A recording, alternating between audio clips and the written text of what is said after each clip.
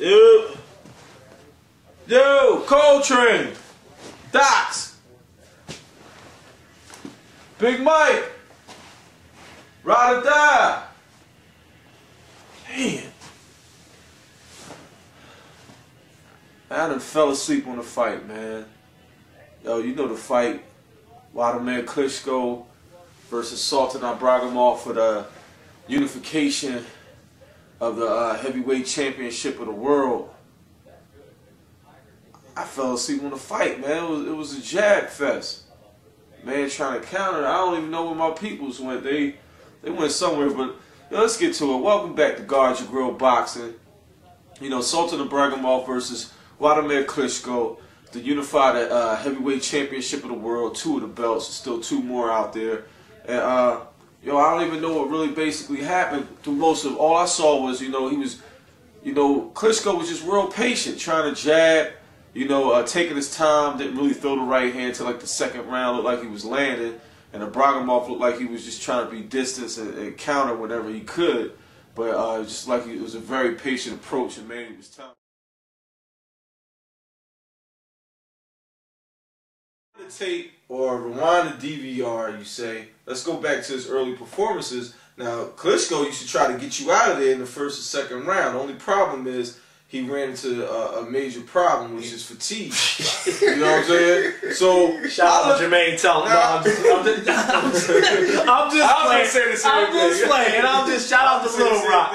I'm just playing. You can't totally blame Klitschko because in his brain he wants to come out and throw punches. Unfortunately, he's 6'7", he's 245 pounds, and he tends to get gas. He doesn't patiently stalk his opponent. So I think that fight was a result of Manny, for some odd reason, seeing something in Ibragimov and worrying, because he said he keeps you at that distance, and then once you're uncomfortable, he counters. So I think Manny, and if you look at the corner, Manny was telling him to take his time, take his time. Right, but then what about in the 10th round when Manny says to Klitschko, listen, if you don't knock him out, it's going to be bad. Which is ridiculous. Which is crazy in itself. That was the marketing side of Manny. I didn't know Manny Hold up. The whole thing is the marketing side. The whole fight. If you look at that fight. That's one of Sleep's issues with and then you tell him in the 10th round to knock him down. The whole time, he's fighting like this. He's fighting like that. And the thing about it is, like a robot. Shout out to Notorious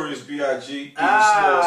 He was hypnotized the whole fight. So by the time he told him to turn it up, he couldn't break out of hypnosis. My thing is like this though. Like I was telling Sleep earlier today, I'm like, yo, if he decide to step on the gas and get the knockout, God forbid he don't get the knockout and get knocked out. So what type of strategy is that? You're telling you're supposed to be the #1 top tier heavyweight in the world. If you don't get a knockout, the win is just meaningless.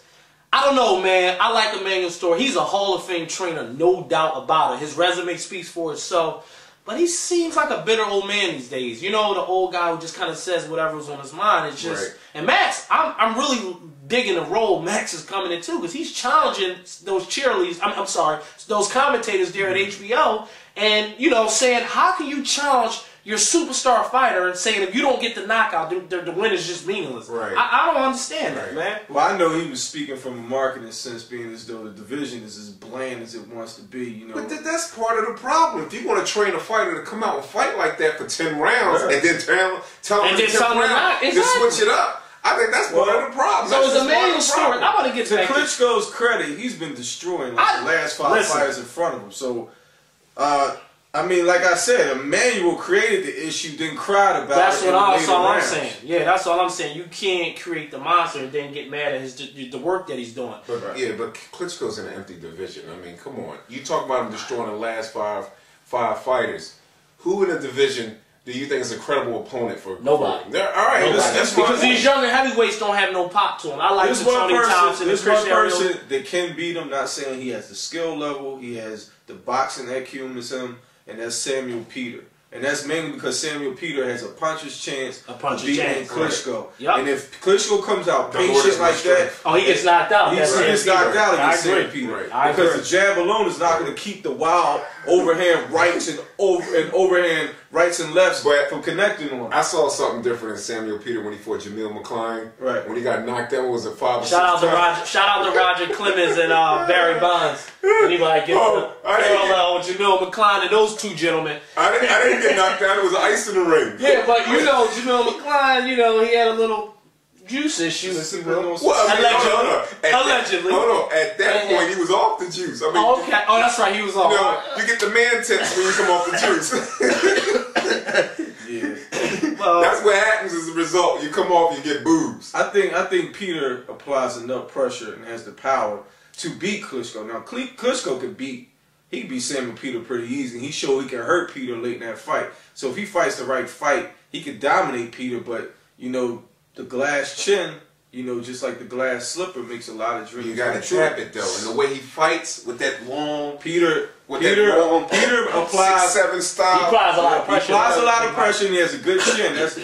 He'll continue to walk Klitschko down and eat a lot of punches until he punches him. I give it to him because he ate some really good shots from Jamil McCline. I thought that he was going to be out of there. Yeah, no, he has a very thick neck. But the division as a whole, man, the talented guys are tweeners. They're guys like 6'1", 6 foot with skills and not enough power to deal with the Giants. The Giants don't have the athleticism or the boxing skills to make something exciting happen in the division. And you know, it's a sad situation. Like, you know, the fight next week, you know, Peter's actually gonna fight Moskiev for a title as well. Right. You know, so that's coming up. So they got a total of like 4 or 5 titles in the heavyweight division. It's four. So you got that situation. Peter could very well walk away with the winner, but Moskiev has the type of patience. He might box his way to a decision. He could beat Peter. Peter has shown. See, you know what? And that's the problem with the heavyweight division. But he's getting old. Heavyweight division in yesteryear used to be a division where you could count on a knockout or an exciting just fight. A good boxing though. Watching big guys get the knockouts as you like them, Big Mike, and still see skilled boxing. I understand that. Those dudes was in the combine the other day, trying out for the NFL. Yeah, that's where they're at. Understand? That's a good point. All those athletes are in the NBA and the NFL. Yeah, in the combine. That's why we're seeing a disparity. And that's not to take any discredit from the overseas. Overseas, because they're playing basketball over there. Yeah, y'all props. But that's why the dominant heavyweights are all from Russia. Yeah, that's true. Or Ukraine. I looked at the you know, they showed the makeup of the heavyweight division, and I had trouble pronouncing everybody's name. I was like, geez, you know, it's being dominated by the overseas, as Sleep mentioned, because athletes over here, they're going to other sports, the NBA, power forward center, or the NFL, defensive end. Or they just suck. Or they just can't box. Right. Or they don't have size. And we had some big heavyweights here. I won't put one dude from here on blast that was from Philly, but he was big. He looked like a beast. And Grant.